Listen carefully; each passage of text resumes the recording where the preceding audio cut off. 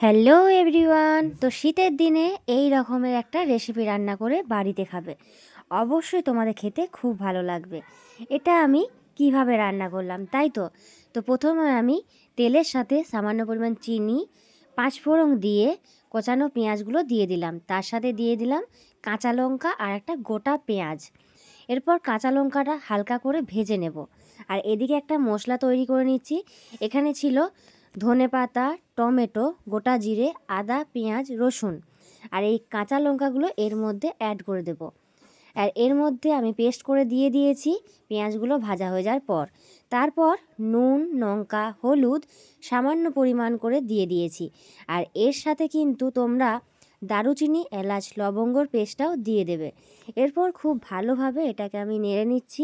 ঠিক ততক্ষণ পর্যন্ত নাড়তে হবে যতক্ষণ না মশলাটা প্রায় রেডি হয়ে আসছে। তো মশলাটা রেডি হওয়ার জন্য বেশ কিছুক্ষণ ধরে এটাকে আমি নেড়ে নেব। তোমরা কিন্তু ফুল দমে এটাকে বারবার নাড়তে থাকবে। তো শীতের দিনে বিভিন্ন ধরনের রেসিপি রান্না করা যায়, আর একই রেসিপি বারবার খেতে হবে তার কোনো মানে নেই। ঘুরিয়ে ফিরিয়ে রান্না করলে রেসিপিগুলো খেতে কিন্তু দারুণ লাগে। তো যাই হোক, এখানে আমার মশলাটা কিন্তু রেডি করা হয়ে গিয়েছে। আর এখানে দেখেছো আমি একটা গোটা পেঁয়াজ রেখেছি, সেটা আমি কিন্তু আর্ধেক করে নিলাম যাতে মাঝখানে একটু মশলা ঢুকে যায়। এরপর পুরো মশলাটা আমার রেডি করা হয়ে গিয়েছে। তারপর কোচানো আলুগুলো এর মধ্যে আমি অ্যাড করে দিলাম। আমি কিন্তু কোচানো আলুগুলো হালকা করে সিদ্ধ করে রেখেছি। আর এটা জলটা ঝরিয়ে মশলার মধ্যে অ্যাড করে দিলাম। এই রেসিপির মধ্যে কিন্তু বড় বড় আলু না দিয়ে কোচানো আলু দিলে খেতে কিন্তু দারুণ লাগে। এরপর আলুটার সঙ্গে মশলাটা আমি খুব ভালোভাবে মিশিয়ে নিচ্ছি। আর বেশ কিছুক্ষণ ধরে আমি এটাকে নেড়ে নেড়ে করে নেব। এরপর দেখো এটা প্রায় করানো হয়ে গেছে আর নামিয়ে রেখে দিয়েছি।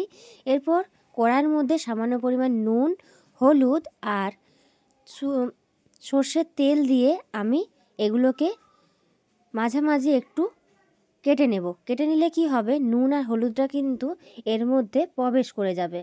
এই ধরনের রেসিপি করতে কিন্তু এগুলোর মাঝে মাঝে কেটে দিলে খেতে কিন্তু খুব সুন্দর হয়। তো বন্ধুরা, এইভাবে তোমরা কিন্তু ভালোভাবে জিনিসগুলোকে ভেজে নেবে। দেখো এগুলো কত সুন্দর লাল লাল করে ভাজা হয়ে গেছে। এরপর আমি তুলে নিচ্ছি।